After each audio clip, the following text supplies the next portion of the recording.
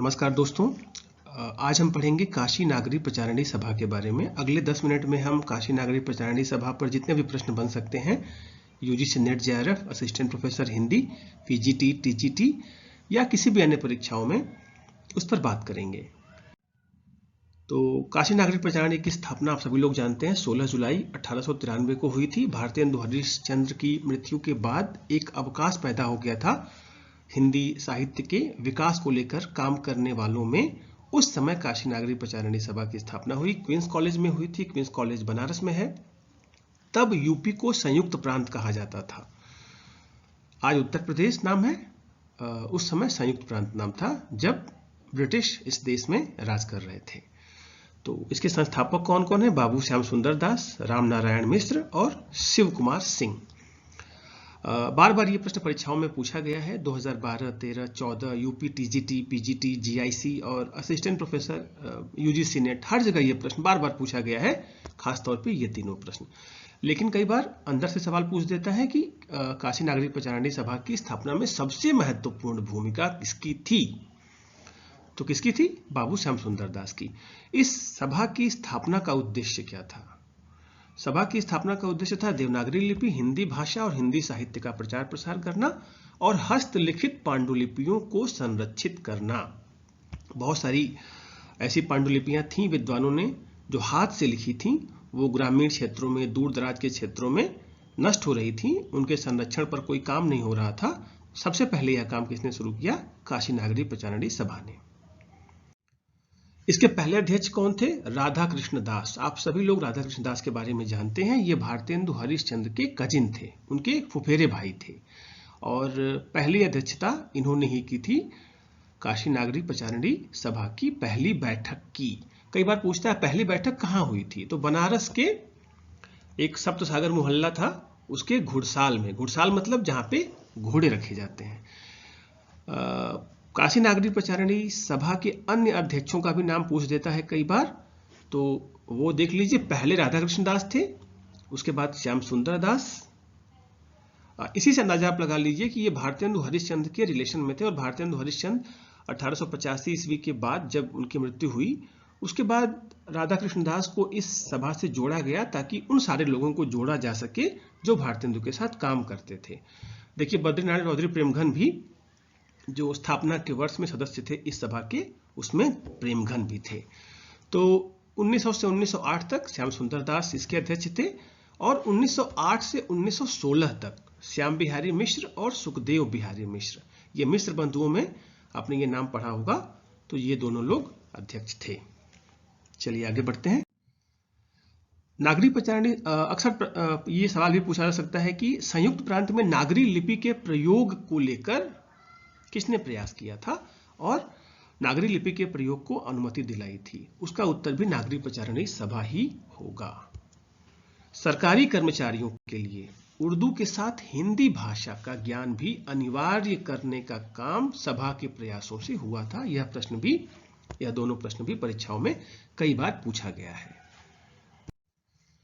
चलिए, हिंदी व्याकरण के क्षेत्र में भी सभा ने काफी अच्छा काम किया था।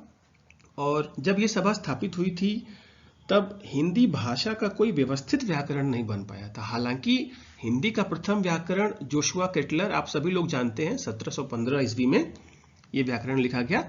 और सुनीति कुमार चटर्जी ने जोशुआ केटलर के व्याकरण को हिंदी का प्रथम व्याकरण माना था। जोशुआ केटलर हॉलैंड के निवासी थे, काफी पहले लिखा था इन्होंने अपने कर्मचारियों के लिए, जो इस देश में व्यापार कर रहे थे उनके लिए लिखा था। तो सुनीति कुमार चटर्जी ने जोशुआ केटलर के व्याकरण को हिंदी का प्रथम व्याकरण माना है। ये सवाल भी बार बार पूछा गया है परीक्षाओं में। लेकिन हिंदी का प्रथम व्यवस्थित व्याकरण अगर पूछे तो कामता प्रसाद गुरु का व्याकरण 1919 ईस्वी में लिखा गया। तो क्या भूमिका थी इसकी? इसकी एक भूमिका है। उसकी भूमिका यह है कि महावीर प्रसाद द्विवेदी ने 1905 ईस्वी में भाषा और व्याकरण नाम से एक लेख लिखा था। कहाँ लिखा था? सरस्वती पत्रिका में लिखा था। और इस लेख में महावीर प्रसाद द्विवेदी ने हिंदी के मानक स्वरूप का मतलब ऐसी हिंदी जो सब जगह प्रचलित हो, सब लोग उसको स्वीकार करें, उसके लागू कर उसको एक व्यवस्थित रूप देने की बात कर रहे थे महावीर प्रसाद द्विवेदी। और वो चाह रहे थे कि विभिन्न क्षेत्रों में विभिन्न लोगों के द्वारा जो हिंदी प्रयुक्त की जा रही है उसका मानक स्वरूप स्थिर किया जाए। ठीक है, तो बाद में फिर 1908 ईस्वी में इसी विषय पर कि हिंदी का मानक स्वरूप कैसे स्थिर किया जाए, हिंदी की हीनता नाम से कामता प्रसाद गुरु का लेख छपा। तो ये दोनों लेख कई बार पूछ लेते हैं जेएनयू के एंट्रेंस में या यूजीसी नेट की या असिस्टेंट प्रोफेसर की परीक्षाओं में ये प्रश्न पूछे गए हैं कई बार कि ये दोनों लेख किसके हैं, भाषा और व्याकरण किसका लेख है, हिंदी की हीनता क्यों इंपॉर्टेंट है, ये लेख क्यों पूछा जाता है। ये कोर एरिया पूरा आप समझ लीजिए, मैं जिस कोर एरिया की बात करता हूं बार बार, ये वही कोर एरिया है कि आप हिंदी व्याकरण के बारे में पढ़ रहे हैं कि हिंदी व्याकरण का विकास कैसे हुआ। तो 1919 में सभा ने प्रकाशित किया, ये उसकी पृष्ठभूमि है। तो ये दोनों लेख महत्वपूर्ण हैं। बाद में इसी क्रम में काशी नागरी प्रचारणी सभा ने किशोरी दास वाजपेयी के हिंदी शब्दानुशासन जो 1956 ईस्वी में प्रकाशित हुआ उसको भी प्रकाशित करने का काम किया। तो सारी चीजें देखिए कैसे लिंक है। ये सभा ने नहीं प्रकाशित किया था। तो व्याकरण सबसे पहले कामता प्रसाद गुरु का, फिर किशोरी दास वाजपेयी का, और किशोरी दास वाजपेयी के दो अन्य ग्रंथ हैं महत्वपूर्ण, ब्रज भाषा का व्याकरण और राष्ट्रभाषा का प्रथम व्याकरण। ये दोनों भी कई बार पूछा गया है, इसको भी आप लोग याद कर लीजिए। यहां पे देखिए हिंदी शब्दानुशासन किशोरी दास वाजपेयी का है और सिद्ध हेम शब्दानुशासन यह भी व्याकरण का ग्रंथ माना जाता है। हिंदी व्याकरण के जब आप ऐतिहासिक विकास का अध्ययन करेंगे तो आप पाएंगे कि संस्कृत में पाणिनि के अष्टाध्यायी और हेमचंद्र के सिद्ध हेम शब्दानुशासन में यह प्रयास किया गया कि भाषा के व्याकरणिक ढांचे को एक निश्चित रूप दिया जा सके। ठीक है, तो आप इससे कंफ्यूज नहीं होना है। सिद्ध हेम शब्दानुशासन हेमचंद्र की है, हिंदी शब्दानुशासन किशोरीदास वाजपेयी की है। यह भी कई बार परीक्षाओं में पूछा गया है प्रश्न। अच्छा, आरंभिक, माध्यमिक और उच्च कक्षाओं के लिए हिंदी व्याकरण के जो कामता प्रसाद गुरु का था उसके अलग अलग संस्करण छपे थे और महावीर प्रसाद द्विवेदी और माधवराव सप्रे ने काशी नागरी प्रचारणी सभा से अनुरोध किया था कि यह कार्य कामता प्रसाद गुरु को दिया जाए। कौन सा कार्य? हिंदी व्याकरण लिखने का। और जब कामता प्रसाद गुरु ने हिंदी व्याकरण लिख दिया तो उसके मूल्यांकन के लिए एक कमेटी बनी थी, एक समिति बनी थी। उस समिति के मेंबर कौन कौन से लोग थे? रामचंद्र शुक्ल, महावीर प्रसाद द्विवेदी और चंद्रधर शर्मा गुलेरी। इन लोगों ने कुछ संशोधन भी प्रस्तावित किए थे, सुझाव दिए थे, जिनको हिंदी व्याकरण में लागू किया गया। फिर वो पुस्तक के रूप में छपा था 1919 ईस्वी में। ठीक है,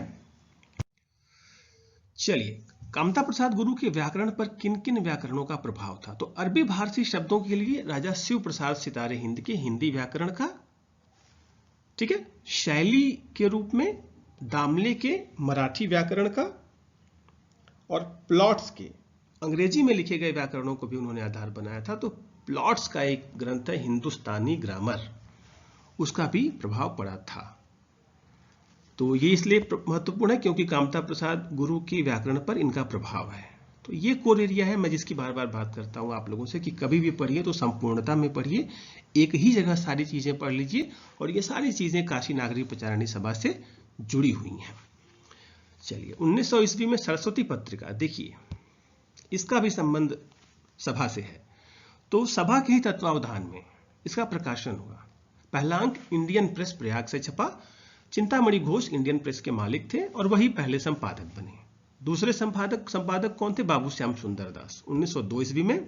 और नागरी प्रचारणी सभा से चिंतामणि घोष ने पूछा था कि आप किसी को बताइए जो योग्य व्यक्ति हो, योग्य विद्वान हो, जो यह काम देख सके।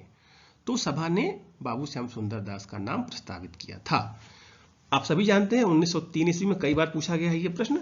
तीसरे संपादक बने आचार्य महावीर प्रसाद द्विवेदी और फिर उन्होंने सरस्वती पत्रिका को हिंदी भाषा को एक व्यवस्थित, हिंदी भाषा के व्यवस्थापक के रूप में काम करते हुए इस भाषा में, इस पत्रिका में हिंदी के विकास, हिंदी के मानक स्वरूप के स्थिरीकरण को लेकर कई लेख लिखे। यहां पर आपको मैं बता दूं कि द्विवेदी जी की एक और महत्वपूर्ण पुस्तक है संपत्ति शास्त्र। क्योंकि बात हो रही है तो आप लोग इसको नोट कर लीजिए। संपत्ति शास्त्र किसकी पुस्तक है? आचार्य महावीर प्रसाद द्विवेदी की। चलिए, 1896 ईस्वी में एक त्रैमासिक शोध पत्रिका, पहले त्रैमासिक प्रकाशित होती थी, बाद में यह मासिक हो गई। नागरी प्रचारिणी का प्रकाशन भी सभा ने किया और 1898 ईस्वी में गुजराती, मराठी और बांग्ला भाषाओं की पारिभाषिक शब्दावली का प्रकाशन किया। तो आप लोग कभी अगर ऑप्शन में रहे काशी नागरी प्रचारिणी सभा तो आप लोग कंफ्यूज नहीं होना। गुजराती, मराठी और बांग्ला भाषाओं की पारिभाषिक शब्दावली का प्रकाशन किसने किया? सभा ने किया। कब किया? 1898 ईस्वी में किया। चलिए, सभा ने ही काशी में, बनारस में हिंदी साहित्य सम्मेलन की स्थापना की थी और पहला हिंदी साहित्य सम्मेलन 1910 ईस्वी में प्रयाग में अर्थात इलाहाबाद में हुआ। स्थापना कहां हुई थी हिंदी साहित्य सम्मेलन की? काशी में। और पहला सम्मेलन कहां हुआ? प्रयाग में। संस्थापक कौन लोग थे हिंदी साहित्य सम्मेलन के? मदन मोहन मालवीय और पुरुषोत्तम दास टंडन।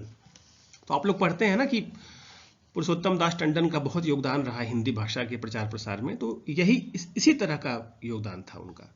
विश्व हिंदी कोश कई बार परीक्षाओं में पूछा गया है। इसके संपादन का भी काम काशी नागरी प्रचारिणी सभा ने किया और इसमें उस समय सरकार की सहायता भी मिली थी। विश्व हिंदी कोश के अब तक 12 भाग प्रकाशित हो चुके हैं। ये भी फैक्चुअल, जब बहुत ज्यादा फैक्चुअल होता है कोई भी एग्जाम तो उसमें इस तरह के प्रश्न घुस जाते हैं कि कितने भाग प्रकाशित हुए हैं। तो याद रखिएगा इसको, 12 भाग प्रकाशित हुए हैं। और हिंदी शब्द सागर 1922 से 1929 आप लोग पढ़ते हैं कि आचार्य रामचंद्र शुक्ल का हिंदी साहित्य का इतिहास हिंदी शब्द सागर की भूमिका के रूप में प्रकाशित हुआ था। तो ये वही हिंदी शब्द सागर है। क्या है हिंदी शब्द सागर में? शब्द हैं, अर्थ हैं, लोकोक्तियां हैं, मुहावरे हैं, उद्धरण हैं। किसी भी शब्द के अर्थ को स्पष्ट करने के लिए इस प्रकार के प्रयास किए गए हैं, लोकोक्तियों के माध्यम से, मुहावरों के माध्यम से और उद्धरणों के माध्यम से। और ये सबसे प्रामाणिक शब्दकोश माना जाता है।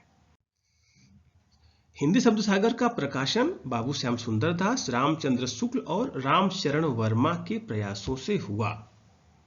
ठीक है, यह भी आप ध्यान रखिए। हालांकि अगर विकल्प में संपादक के रूप में बाबू श्याम सुंदर दास का नाम रहे तो श्याम सुंदर दास सही माना जाएगा। हिंदी शब्द सागर के कुल कितने खंड हैं? 10 खंड है और सबसे प्रामाणिक शब्दकोश है।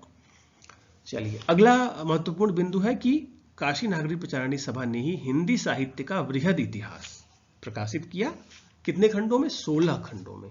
प्रत्येक खंड के संपादक अलग अलग हैं। कई बार इन खंडों के संपादकों का नाम भी परीक्षा में पूछ लिया जाता है।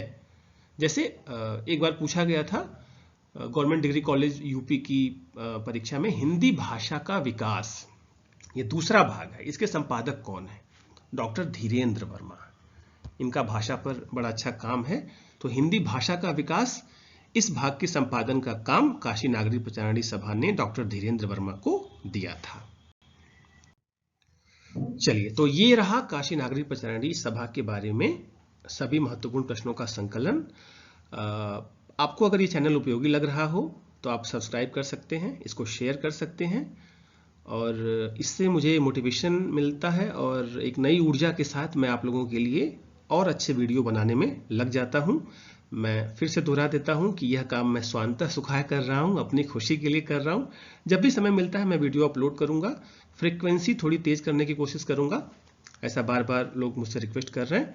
तो आप चैनल को प्लीज सब्सक्राइब करिए, लाइक करिए, जिससे मेरा मोटिवेशन बढ़े, मुझे मेरा कॉन्फिडेंस है वो बूस्टअप हो कि मैं जो काम कर रहा हूं लोगों को पसंद आ रहा है। चलिए, धन्यवाद।